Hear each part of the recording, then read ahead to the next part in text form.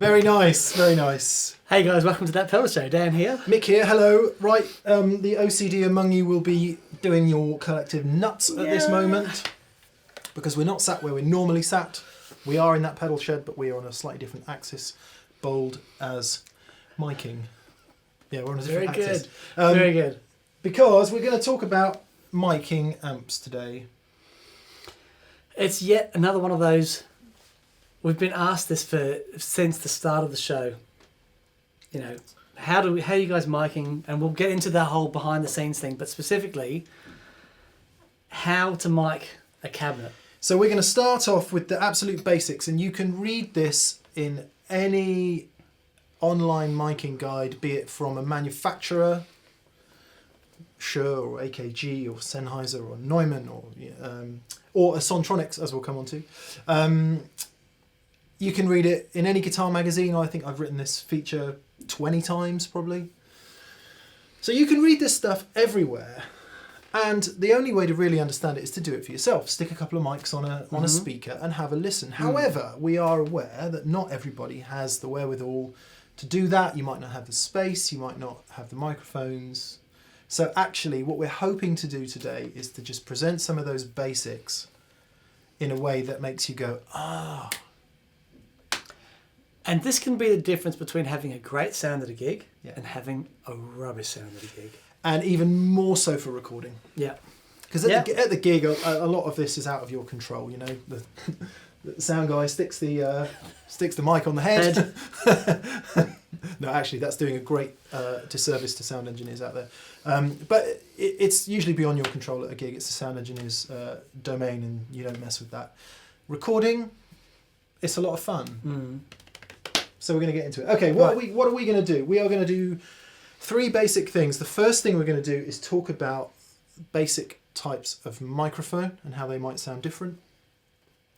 We're then going to talk about microphone positioning, so where you put it in relation to the amp. And then finally we're going to talk about mixing microphones in terms of distance and mic type, and explain exactly how we do it on That Pedal Show, because that's a question we get asked a lot. Yes. Groovy? Yes. Okay, I'm going to be doing a lot of getting up and down. Simon, who's usually stood behind that camera over there, is stood over there.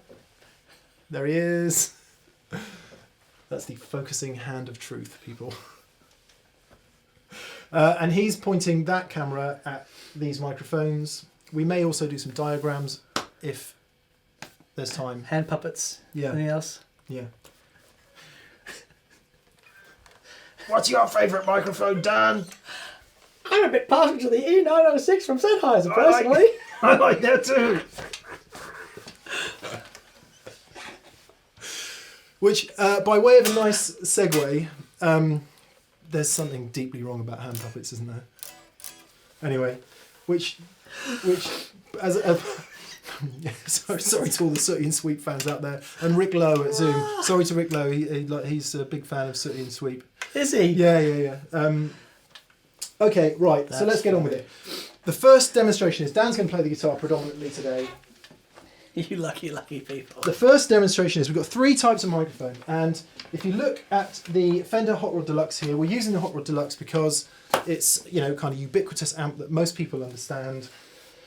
It's out there a lot, it's in the world, it's very, a bit of gaffer tape on there.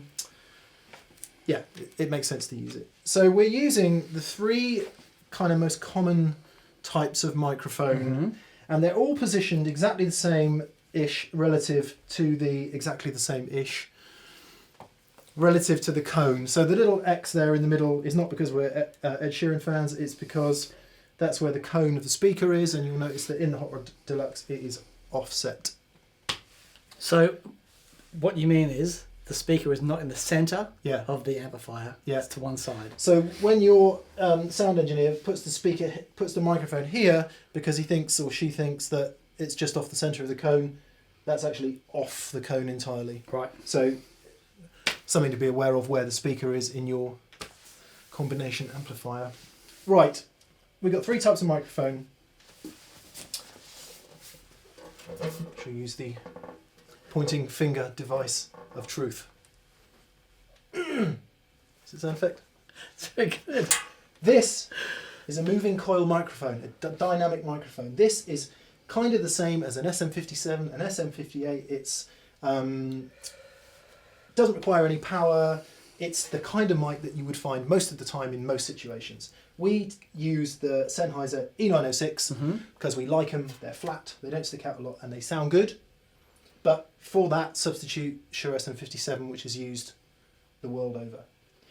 This, to use the correct British terminology, is a capacitor microphone, commonly referred to as a condenser microphone. It has a large diaphragm in this thing here, and it requires something called phantom power, which is power that gets sent from a desk, a recording device, whatever. It's powered, right? That's a funky looking microphone as well. From our good friends at Sontronics, who sent us some mics to use, because what we wanted specifically was a ribbon microphone. Ribbon microphone is also a dynamic microphone, but it uses a ribbon instead of the moving coil. That's as much as I know about microphones. I'm not going to dig myself any deeper. Classics are things like the Royal 121s. That's amazing. If you watch Anderton's TV, they always use those really cool SE things. There's a bunch of really key ribbon mics over the years. Right. They have a particular sound. This happens to be a powered ribbon mic, so that also takes phantom power. Oh, wow. It's built in such a way that enables it to take fairly high sound pressure levels, which a lot of vintage ribbon mics can't. Okay, cool. If you want to know about mic types, hit up any of the manufacturers' websites and read their blurb. There may be other kinds of microphone, but these are the ones that have been used over the years, yeah? Yep. The one mic I've always wanted to try, you've seen those film clips of like Top of the Pops and that from the 70s, and they have these really long, tiny, thin vocal microphones. They sound amazing. I hear like that waving around like a magic wand, and that, but they're awesome. In the 80s. In the 80s, but the 70s specifically. Okay. I think that might have been the Telefuncanizer U47. No, sorry, that's a Frank Zappa joke. Let's move on. So yeah, those are the three most common kinds of microphone that you would put anywhere near a guitar cabinet, and pretty much most of the famous guitar sounds you've ever heard. We've got our three microphones feeding our normal Zoom F8 recorder. Dan is going to play, and he's going to play something that's exactly the same for about 30 seconds or so, and in post I'll switch between the three mics so you can just hear how they sound.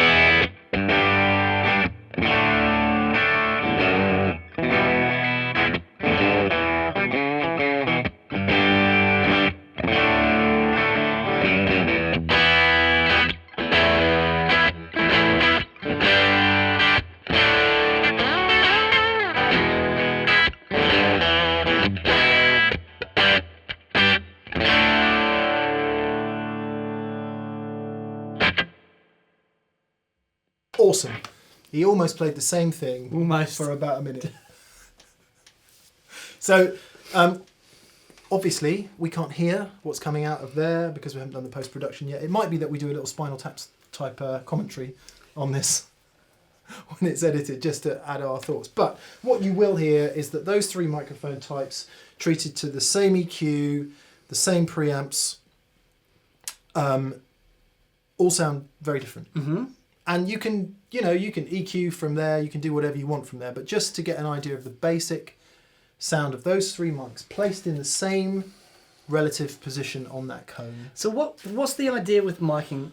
Is it finding a mic that you like the sound of and then going from there? or is it getting like an industry standard thing so that you know you've got this reference point? I mean, what's the best way to do it? I know that there are, and I think we've probably all been through this, where you start obsessing and you think, oh, maybe this mic can get me that sound. I don't know anyone that obsesses about stuff. Never met an obsessional person in your life, have you? No. Obsessive. Sorry, and a lot of people are like, get the latest copy of Sound on Sound magazine where they insist on calling it a capacitor microphone, and which is the correct term. Hello, Paul and Dave, if you're watching. Thanks for sending me the magazine. And they'll obsess. They'll go, maybe this mic is the thing. Right. Okay. I can have this mic now. And within that comes, I know what mic I should buy. This is how much money I've got, and I'm going to try every other mic here. Yeah. I'm going to try them all here before I actually spend the money on that one. Yep. And so to answer your question, in my opinion, and I'm not a producer, I'm not an engineer, I don't know any of these things. However, I do know a lot of producers and engineers, same as you do. I suspect they would tell you that you just get to know the gear you've got. Right. So you go, I think this will work for me. You get it, you spend your money, spend your time learning it.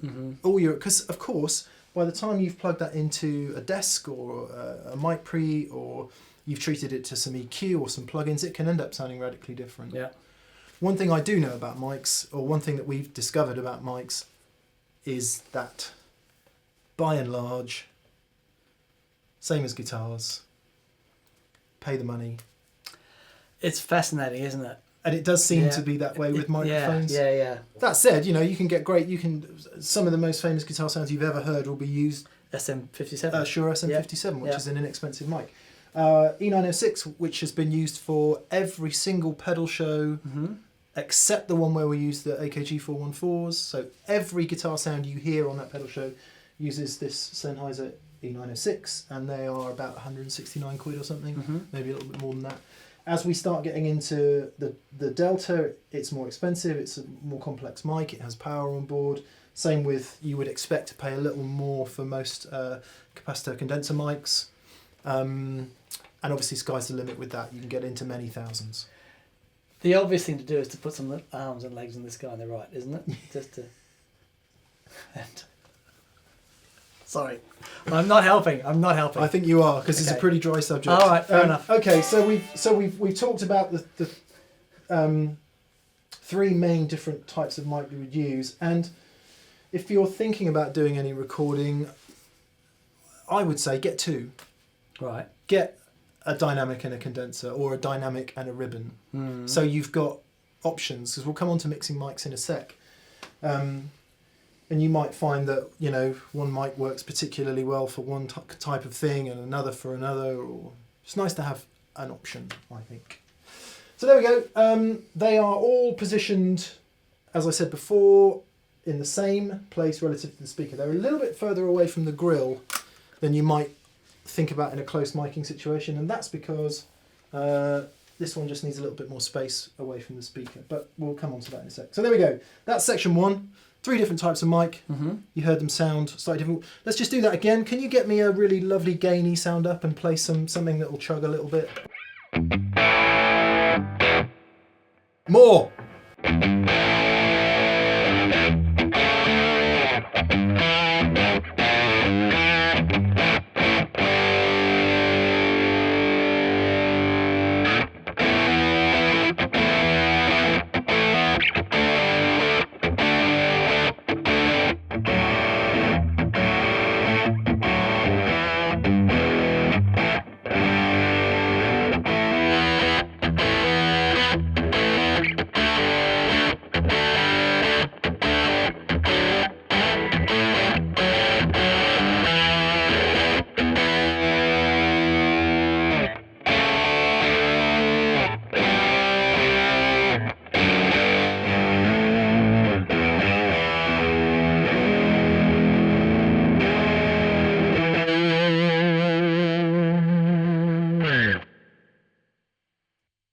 I don't know what to say because I can't hear it, but you can. So, right, okay, that's part one done and dusted. We're going to do a little wobbly thing, and then we'll be back. Okay.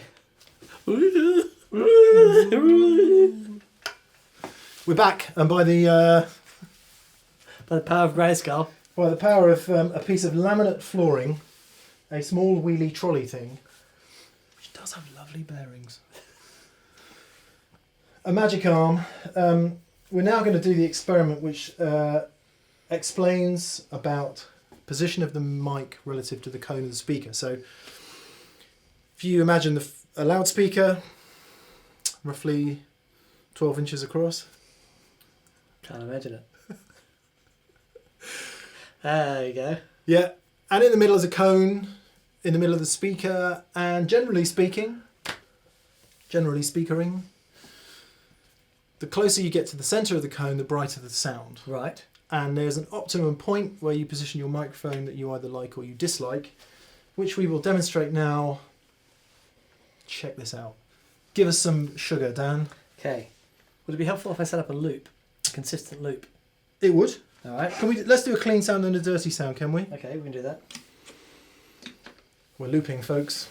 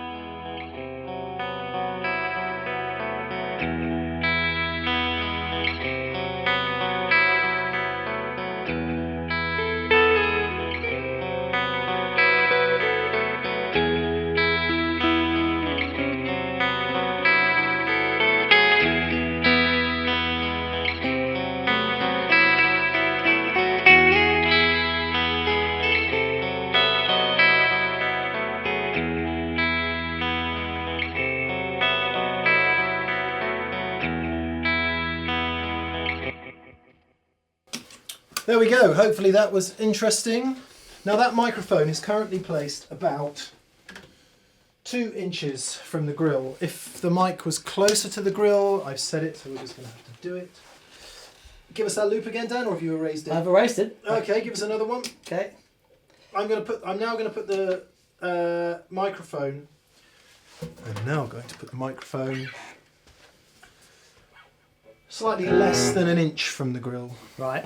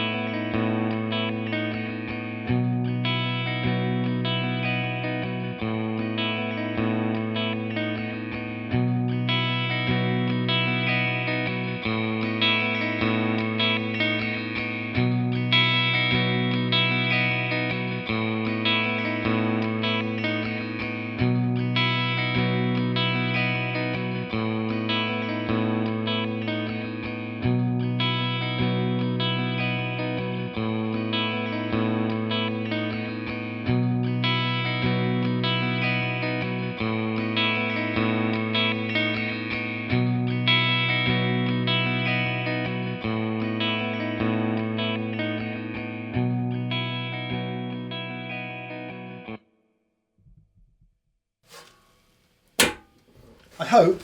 Amazing! Isn't it amazing? Could you hear the Amazing! difference? Obviously we can't hear what's being recorded, so I rather hope that you can hear the... Did we do a dirty sound? No. Let's do a dirty sound. Okay. Because obviously it can change with clean and dirty sounds. Yeah.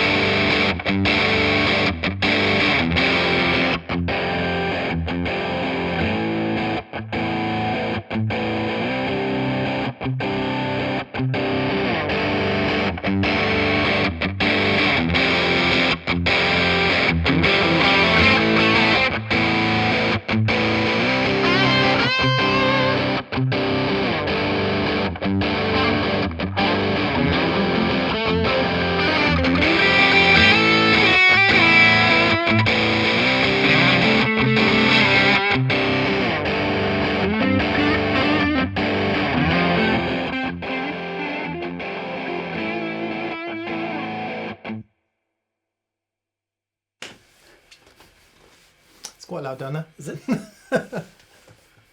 Actually, we're not crushing loud today. No, we're not. Just kind of loud enough to get the point across. So there you go. Part 1 was about different microphone types. Mm-hmm. Part 2 was about position across the cone, which we've done. And we've done that for clean and dirty sounds. And hopefully you'll have a pretty good idea now what a radically different bunch of sounds that can give you. I, many years ago, designed a thing called the Heat Seeker, which is a little robotic arm that you'd be in the studio with an app on your phone. You can move the microphone across the speaker. Yeah. But it's just, I've seen a couple of things since then, so I've never bothered. But it was very cool. It was very cool. That's what most people have engineers for, isn't it? Yeah. Yeah. Hey, Timmy, just go outside and move it. All right. So that was part 2. Position of the mic relative to the face of the speaker, moving across. And so far we've been dealing with what we would call close miking. So anything from, right on the grill to a couple of inches away, we would call that close miking. Now we're going to look at what happens when you pull the mic away from the amp. Okay, very good. So let's do a different transition. Okay. Let's do a finger snap look. Finger snap half wave? Left. Finger snap half wave. Okay, let's try that. Okay, ready? Yeah. So you're going to snap with your right hand, Yeah. half wave with your left hand. I don't even know what half wave is. Let's work it out. Okay. 1, 2, 3. Here's part 3. So lame. So stupid. Right, we're back for part 3. Hot in here today. The big part. This must be the British summer. Right. We talked about different mic types. We talked about position across the speaker. Thank you. So hand puppets. I like it. Now we're going to talk about distance away from the amp with the mic. And of course, Simon's just reminded us quite rightly that this is where the room really starts to come into play. Yes. Because if you've got your mic positioned right up against the speaker grill there, it's getting a very direct signal. The gain on the mic is relatively lower. You're getting fewer reflections from the room, especially if you're using something like a cardioid pattern, dynamic mic. Cardioid meaning kind of shaped like a bell end, really, isn't it? It's exactly like the end of your... For those of you who don't know what that is, I can only apologise. There are different types It's like of... a kidney, isn't it? Yeah, there are different types of mic pickup pattern. So here's the 906. I'd go and see a doctor. Do you know what I like? I like about this mic?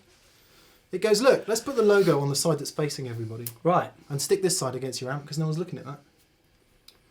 Do you remember when Apple turned the logo the right way up on their laptops? No, I don't. Yeah, because when That's it first what it came is. out, you had the laptop shut and you saw the logo, but then they said, no, because what happens when you open it up, it's upside down, so they turned it around, so if we open it up, everyone else can see the logo. Such a fine line. It is between... So different mic patterns. I won't go into this. You can see this on any website. Cardioid. So here's the speaker banging at the microphone there. It means it's sort of picking up in that roughly in that sort of pattern. Not picking up much from the back. Right. So not picking up a huge amount of the room.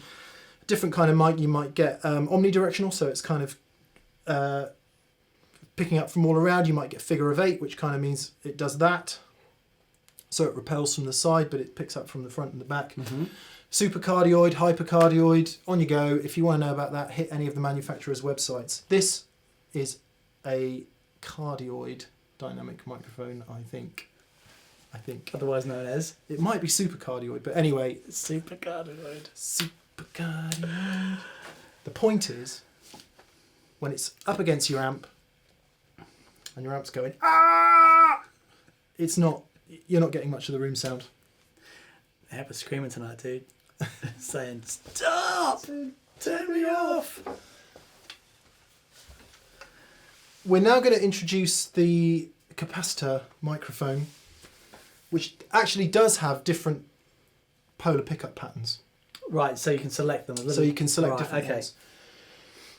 We're going to leave it on whatever it's set at now. I believe it's set cardioid. And we're just going to do a comparison of about an inch and a bit away, about a foot away, about a metre away, and about 2 metres away. Okay. All the time, we've got our trusty E906 there for a reference to compare what it's going to sound like. So this is where we pick up room sound, right? This is where we add that room depth. And we're mixing this on top of the E906, is that right?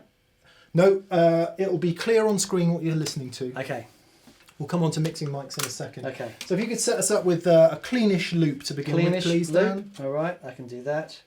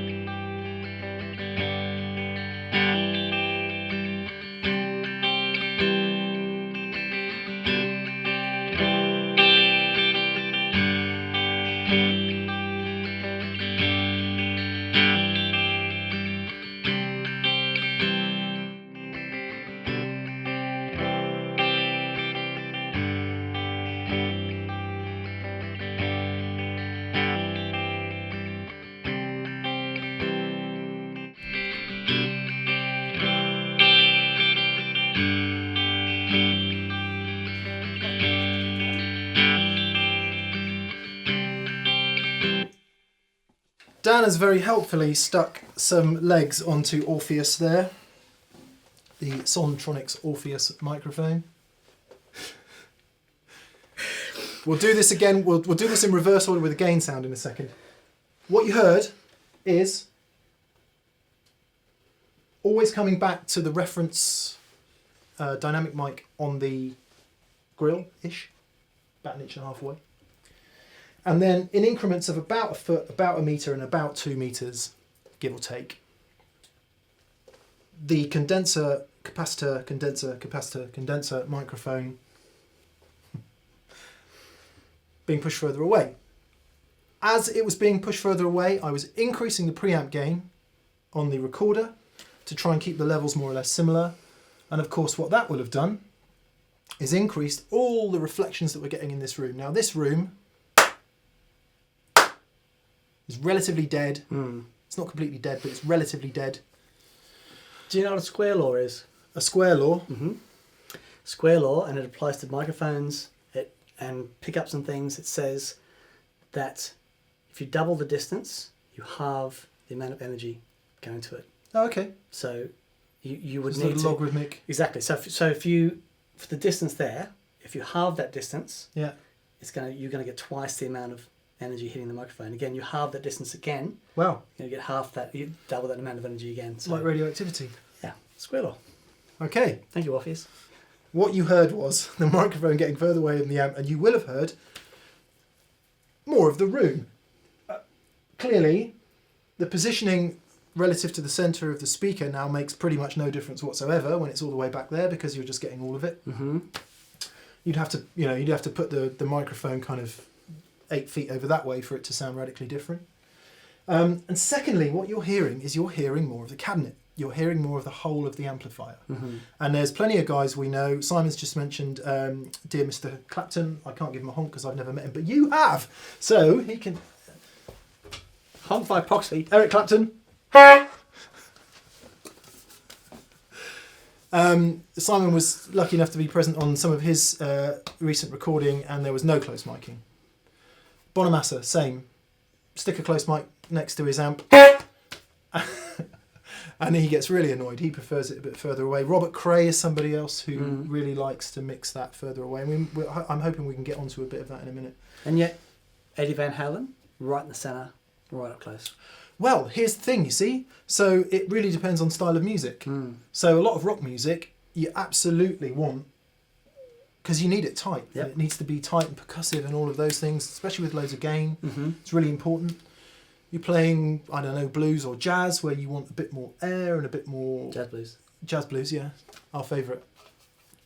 We can't honk Eddie Van Halen either. No, we can't. I've never met him. No. So yeah, clearly there's no right way. In fact, we should have said that right at the top. There is no right way with any of this. All there is knowing what makes the difference. Sure. To make it relevant to your style of music. Okay, let's do exactly the same thing in reverse. It would be good to get a gain sound up, please, Dan. I can do that.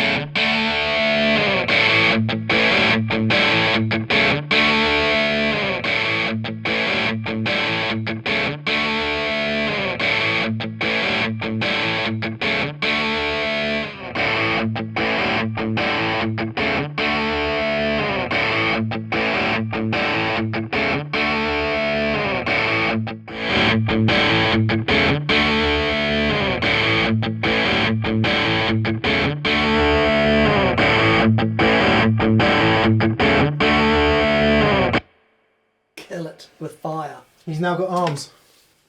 Orpheus has arms. It's the mobility he's always desired. Probably don't need to explain what just happened. Nope. Because it's all on the screen. Right. What haven't we covered, Daniel? I had to write notes for this one just to make sure we did everything correctly. You're the most organised person I've ever met in my life. That would be my wife. Okay, that's it. That's it. We talked about different mic types, we talked about position across the grill, and we talked about distance away from the amplifier. Now, you can place a microphone wherever you like. You'll often see in studio recordings, there'll either be two... What are you doing? Just carry on. You'll often see in a lot of studio recordings, there'll be two mics on the amp. A mix of different mic types, which we've explored today a little bit. You may also see a dynamic mic close on the grill, which is what we've just done, and a mic somewhere else. You could put that mic behind. If you have an open back combo, for example, there's no reason why you couldn't mic the amp out the back. Could sound quite nice and different. You could put a mic up here, which brings us to kind of the final thing that we do on that pedal show, which is we actually use in this room.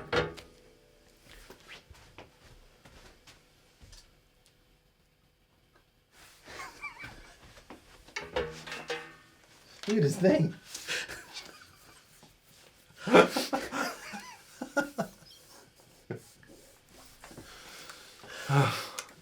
Sorry, you were saying? I thought it was going to be a dry video. You'll see a mix of microphones. You could put that microphone up here, which brings us to what we do on that pedal show, which is all the stuff we record for that pedal show, as I said earlier, is recorded using a Sennheiser E906 like that. And up there, Simon's going to decide whether he can swivel around to this or not. I think he can. Up in the gods, up here, you can see how high it is. I'm about 6'1" or thereabouts. Is our XY room mic, which is a fairly cheap Rode stereo mic, which is falling to bits. That picks up a stereo image of our little room here, and it adds significantly to the sound of the guitar amp. In recorded music, if you've got a very dense mix, like Dan used the example of Eddie Van Halen. I mean, you might talk about Metallica, the Foo Fighters, you might talk about any band that has a fairly big, dense sound with lots of percussive rhythm guitar, especially, and particularly when you use a lot of gain. The idea of using big ambient room sounds is kind of, it just doesn't work. No, it's going to get lost, it's going to sound messy. Yeah. Because what you're getting with the room sound is you're getting the direct sound of the amp, and then you're getting about 1 million different delays. Reflections, yeah. Which is what they are, isn't it? So it'll absolutely. reflect off every surface in this place. And obviously if you're in Studio 1 at Abbey Road, or whatever the famous studio is at Abbey Road, you're getting that lovely reverb. If you've got a hard back wall, you might actually be getting a hard reflection off the back wall. It might actually sound like a very short delay. So it's no good if you're tracking stuff that's kind of complex and needs to be rhythmic within the song. However, listening to guitar amps in a room as we do, i.e. not within a mix, it can add a real sense of, or it can add a sense of realism to the sound of the amp. We'll just demonstrate that now. So Dan, what you're going to be hearing now is the E906, and I'm going to mix in the XY mic, stereo XY mic in the room, so you can hear pretty much the dry sound coming out of the amp there. And I say dry because when I mean dry, I mean just coming from the speaker. Then you'll hear that. Give some sugar.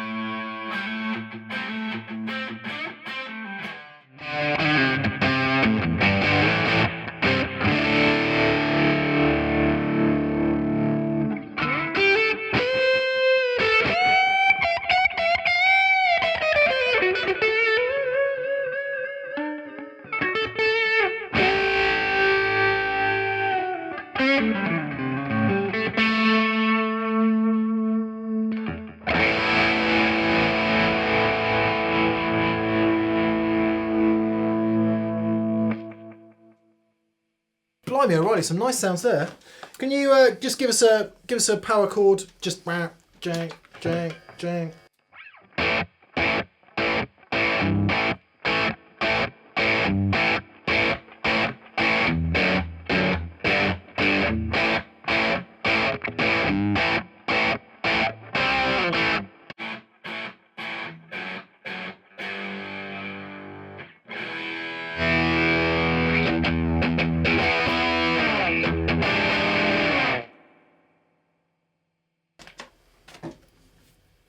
Again, I hope that doesn't require any explanation. Just gives you an idea of adding the XY mic in the room, a bit more space to the sound. To my mind anyway, it makes that sound more like it sounds to me and Dan than it does just with the mic on. Yeah, because what we're hearing and what is inspiring us and everything is the sound of the amp in this space. Yeah. I remember, when we used to gig loads around London, there were specific venues, and every venue my amp would sound radically different, to the point where I would have favourite amps for certain venues. I remember you saying that before. So the space is really important. You have, and why so many guys, there's a certain studio they love recording because of the sound of the room. It's mega important. Yeah, take something like drums, for example. Guitar amps are relatively easy. You can stick them in a relatively small room.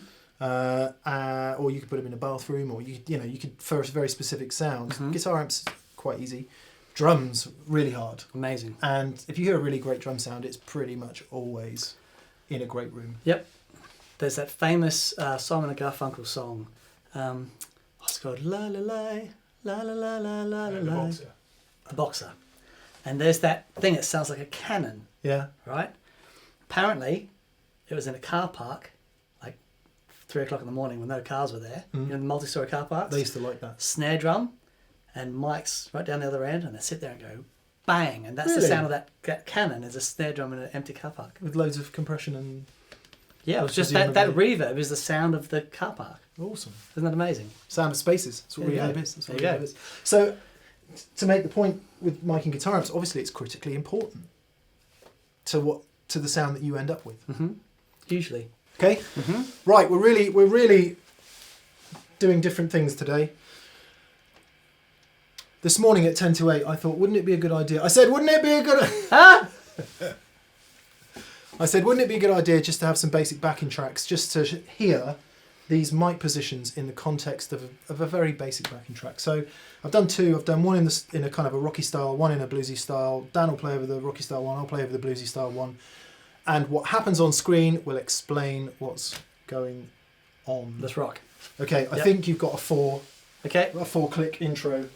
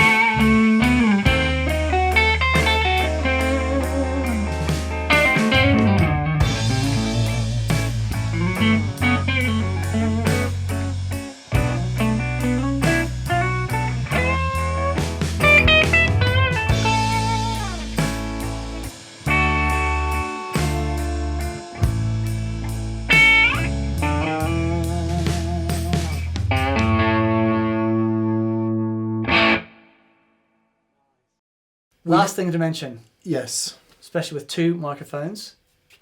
Which probably a lot of you have been screaming at the screen throughout this video. Phase. So we've talked about phase a lot when you're using 2 amplifiers and, you know, one mic may be out of phase with the other.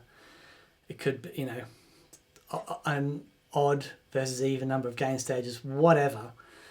While one diaphragm is doing this, the other diaphragm is doing this. Hate to get your diaphragms out of phase. Yeah. Cause all sorts of problems. So generally in the DAW or on the mixing desk, there'll be an option to flip the phase of that certain channel. So yeah, very important that you get the microphones in phase. Otherwise there's a massive cancellation of frequencies that can cause you all sorts of trouble. There is a whole science behind that, related to the room size, related to the distance from the mic, related to the relative distance. In fact, I was on the Neumann website yesterday just checking a couple of things, and they were saying as a really basic rule of thumb, your mics need to be 3 times the distance from one another. So basically, if you've got 1 inch, you need 3 inches for the next mic, or multiples of 3. Oh, okay, interesting. I'm not sure that would work in every room personally, but that's what it said on the Neumann website. Anyway, if you want to check, if you've got 2 mic signals and you're looking at Cubase or Logic or Pro Tools or whatever it is you use, if you push out the waveforms as wide as they'll go, so instead of that kind of block of mess, you see actual single waveforms. If you look at those 2 waveforms, they'll go up and down. That's right. And clearly, if the up bits are the same, If they go up and down together, that's in phase. phase. If they go, ooh, wow, That's out phase. wow, there you go. And the fact of the matter is, it's rarely perfectly in or out of phase, Yeah. but one will be kind of right. And plenty of people will literally just nudge it. So they are in. So they are ish in phase. Yep. Very good. Phase is a whole thing, a whole science, a whole separate thing, and it is critically important to all aspects of recording. Clearly a bit over our heads today, but it's something you've got to be aware of. Yeah. Fabulous. Okay, guys, hope you enjoyed that. It's been wonderful. Thank you, Orpheus. Thank you, Orpheus. We, You, it feels like you have a genuine personality. You know what he looks like? He looks like the guy with the voice box on South Park. A little bit. so you put his arms on him. I thought him holding the microphone, having a wee. I thought that's what was going on there. Yeah, his arm should... He's kind of doing this, isn't he? His arms are back that way. They should be out this way. Yeah, well, that's what it looks like there. It's like, oh, I'm Yeah. going to the toilet now. I'm having a... Anyway, Yeah. when you had the yellow microphone plugged in there. Pure eye. Pure eye. So, You never catch us laughing about stuff like that. thanks, guys, for watching. Please subscribe. Massive thank you to our preferred retailers in the UK. Andertons of And- Guildford in Surrey. And also Europe. Yes. In America. Riff City Guitar in Minneapolis. Awesome. And in Australia. Pedal Empire in Brisbane. In Brisbane. Wow, not bad. Yeah. Not bad. Very good. Queenslander. Whoa. I don't know what that means. And also, if you feel like buying a t-shirt, head over to thatpedalshowstore.com and check out the associated garments that are on display there. Okay, good. Miking, I hope that was useful. And you have gained some new knowledge, or at least a new way to approach it. Brilliant. Cheers, guys. Thanks so much. We'll see you next week. Cheerio! Cheers, guys. Bye.